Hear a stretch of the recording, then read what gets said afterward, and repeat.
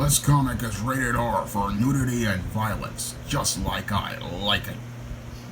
Now available in paperback and e-readers, John Haynes, A Thorn in My Side. The man who rules the world takes on an agent from the CIA from the Black Boule in this all-new John Haynes series adventure. Get your copy of John Haynes' A Thorn in My Side in paperback and e-readers at online booksellers everywhere.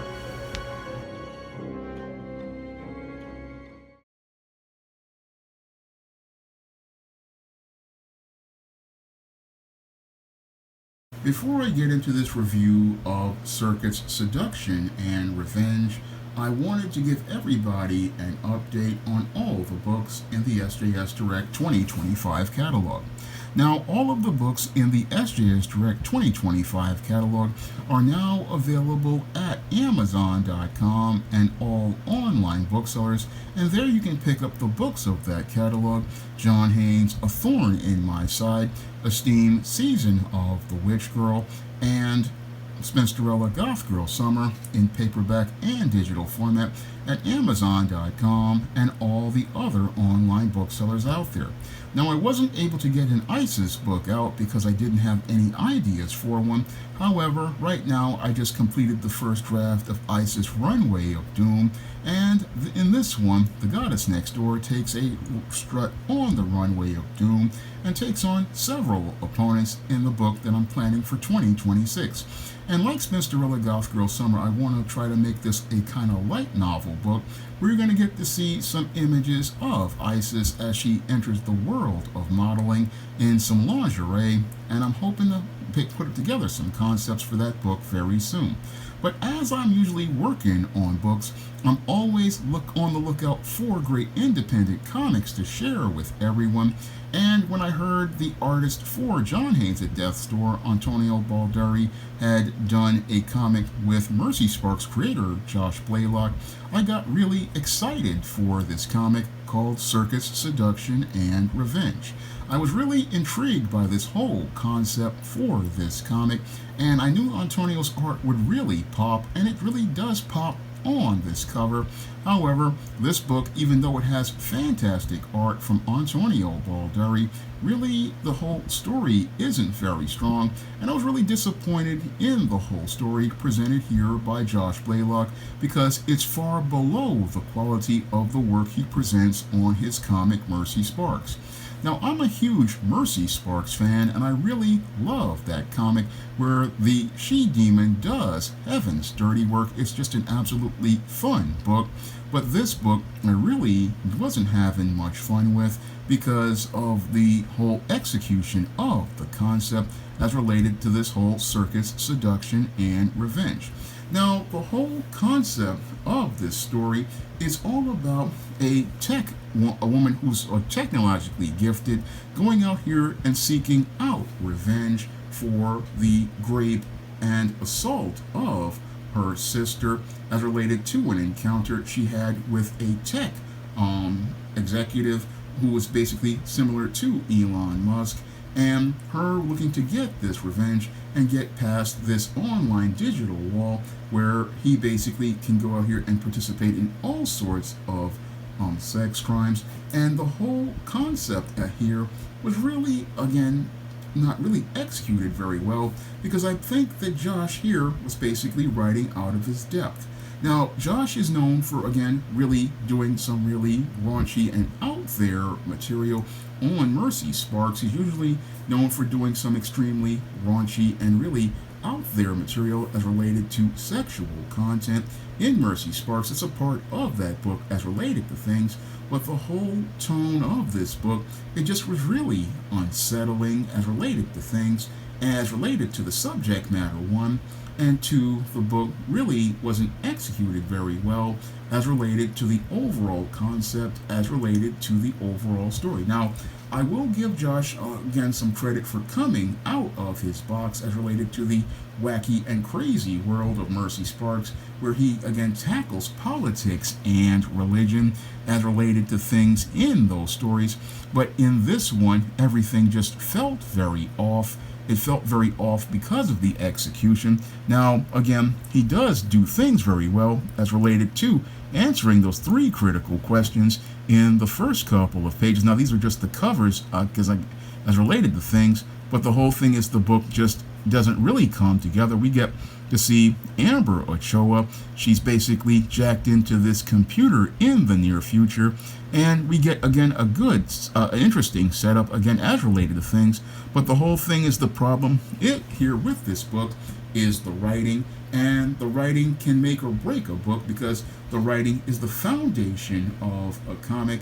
And if your writing isn't solid from the beginning, then you're not going to be able to really effectively answer the critical questions of who is the main character, what do they want, and why should we care. Now, we do, in the first page, do get a look at this main character of Amber Ochoa. We see that she's one of these educated women, and we know what she wants is revenge, but the whole third question that isn't really answered effectively is why should we care? That's the big problem with this whole execution of concepts. And again, I can't really show too much. Again, I'm not going to show too much for two reasons.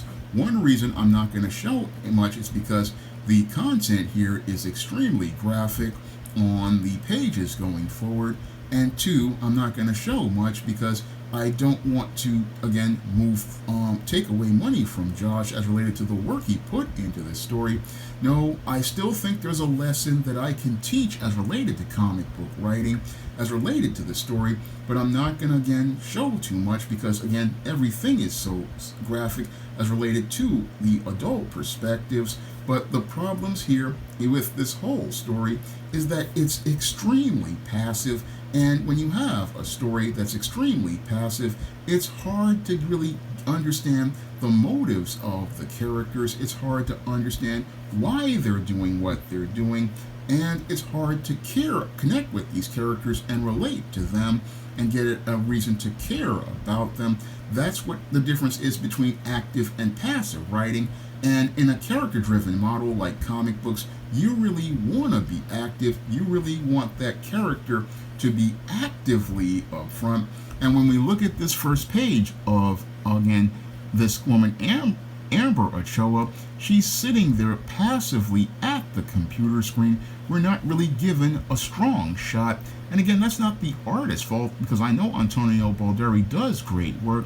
This is a scripting issue. If we look at this first page, again, you really want to have a strong splash page that really lets us actively see this character, again, going to their computer or something like that. Again, you want to have a strong opening that really gets us into this character, and everything here is just so passive. Yeah, we see her sitting at the computer screen. Again, this is a very passive shot.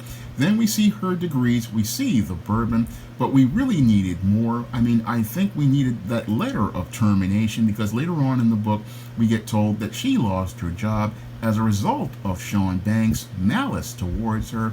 And we really needed those things to show us a reason why she wants this revenge. Again, we're not really getting a strong picture of her motivations for getting this revenge.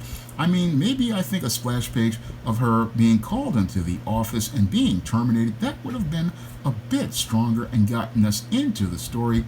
But what happened here is that Josh basically, again, had so much story that he wanted to tell in this 36-page comic, and he was trying to condense the story.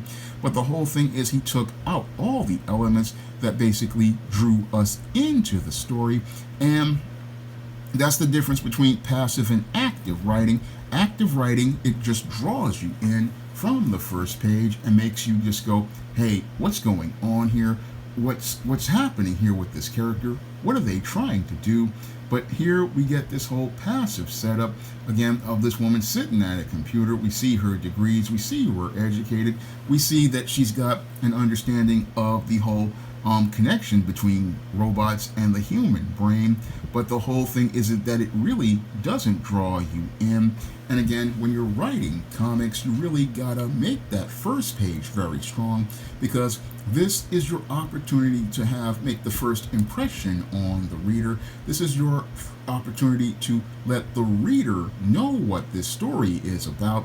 And again, you have two things that you have to do in your comic is go out here and again have a fantastic cover that draws you in strong to you need that strong first page because you want the reader to keep turning pages. But what happens here, I believe, with Josh is that he thought, he could run on the whole idea of the sex and the sexual appeal, but that's not really strong enough to draw people in.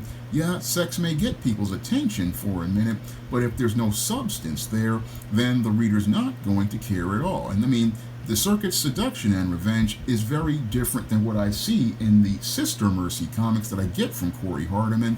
Now, Corey knows how to use nudity in order to make a statement and knows how to use sex to make a statement as related to the story. He doesn't use it for shock value, he uses it for substance, because when I look at Sister Mercy number 10, that's how you can go out here and again use the nudity in an artistic way to make a statement about a character like Mercy and the struggles she's having with this spiritual conflict with these demons trying to mess with her mind. I mean, Corey's execution was on point on Sister Mercy number 10, Kiss the Lotus Blossom. That was a masterpiece as related to execution in understanding how to use symbolism and metaphors as related to using sex. But with this one, when I look at Josh Blaylock, I feel like he's kind of out of place here as related to things, and this is what makes everything kind of feel kind of awkward, and looks like he's trying to, again, overcompensate by using, again, nudity and sex to try to get your attention. But as he's doing this, again, the story really falls flat because the characters are not really well developed. I mean, that's another problem I had with this comic, is that every character here is so one-dimensional. And in 36 pages, as I'm reading this story, I really don't get to know anyone whatsoever. I really don't get to connect with anyone because there are just so many characters. The book is really cluttered. I mean, you've got Amber Ochoa, you've got this guy, Sean Banks, who we really don't get to know. We've got two detectives on a case, and all the characters basically have no real character development whatsoever. All we know is that this woman has this technology to basically take over this android and eventually is looking for revenge, but we really don't get to know anyone in this story well enough to really care about them the way we do with the Mercy Sparks character. I mean, with the Mercy Sparks character, we do get to know Mercy, we get to know her best friend, we get to know Mr. Suit, we get to know everything about her wild and wacky world. But in this world, we really don't get to know anyone that well in 36 pages because the approach to storytelling, again, tells us but does not show us anything. And that's the kiss of death for a comic because that means you're going to be indifferent for the experience of that comic. You're going to be extremely indifferent for that comic because you're telling me the story and you don't want to ever tell a story, whether it be a prose book like I write for the ISIS series, the Steam series, the John Haynes series, or the Spinsterella series. You never want to tell a story. No, you want to show the action, and you want the action to move like a movie in the person's head so that they basically feel like everything is dynamic. You really want the story to move, and sadly, this story, it just wasn't moving and wasn't exciting to me at all.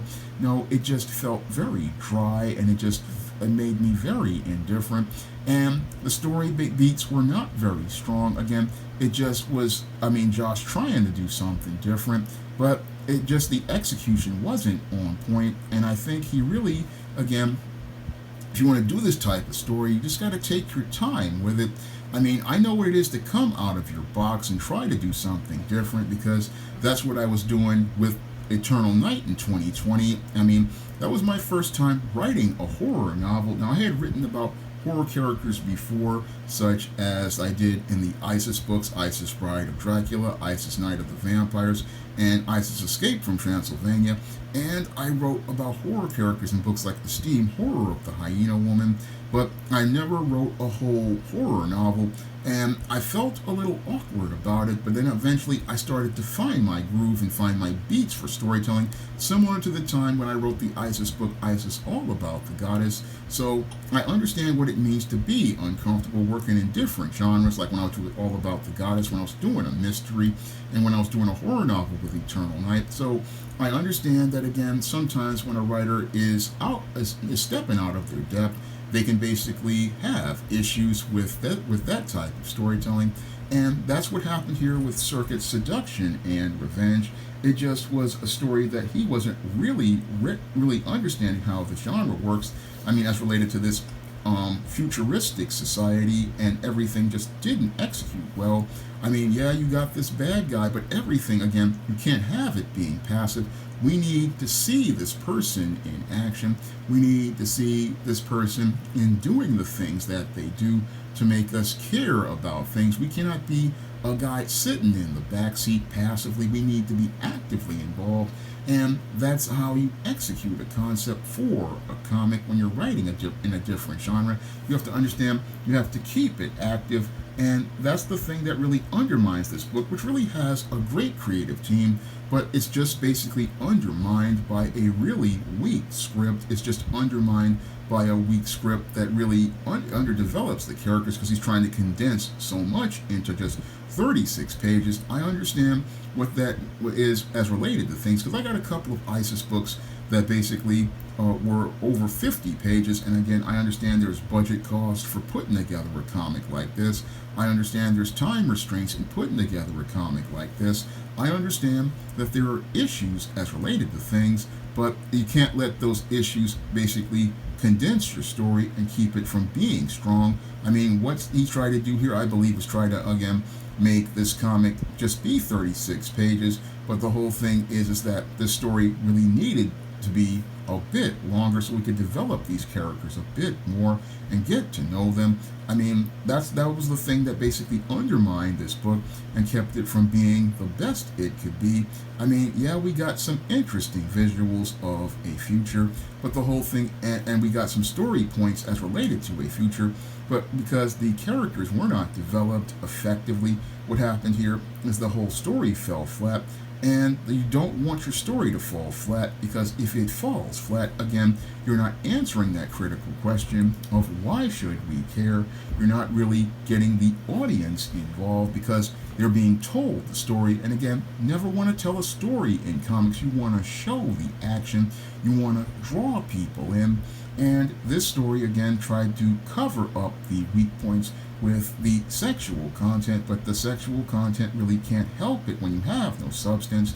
No, if you have adult content, it can really amplify a story, like in the case of Corey Hardiman's Sister Mercy, Kiss the Lotus Blossom, where it basically brings us to the story points and shows us how evil those characters were. But in this case, he was trying to show how this guy basically had no regard for humanity as related to, because he was living in this world of robots. But the whole thing is the story it wasn't working, and again, it was the execution as related to things.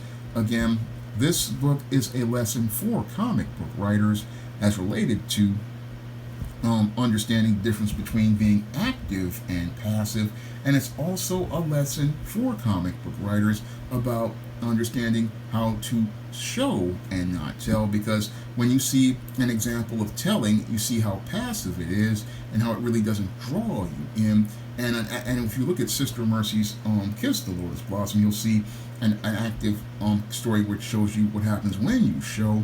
Again, this book, again, is very the passivity is the problem that really keeps it from being a good comic.